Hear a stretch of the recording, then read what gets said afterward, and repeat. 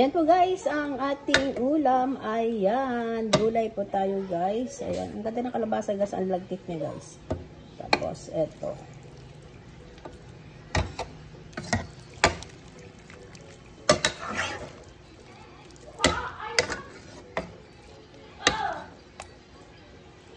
Ayan, ang palaya guys, nakuha natin yan sa taniman. Ayan, palaya. Tapos yung talong. Ayan, talong guys.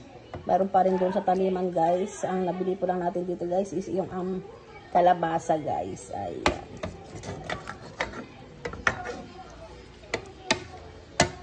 Ayan, ready to serve na po to guys. Ayan, umusok-usok pa to.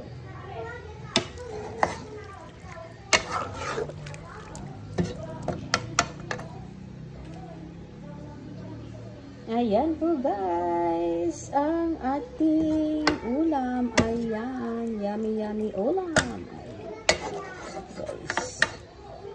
Ayan po guys, tara guys, kain na po tayo. Ito po ang ating lunch guys. Let's eat.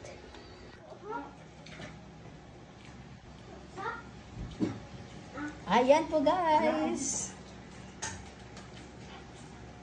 Ang sarap niyan po guys, ang ating ulam. Ayan, lagkit ng kalabasa.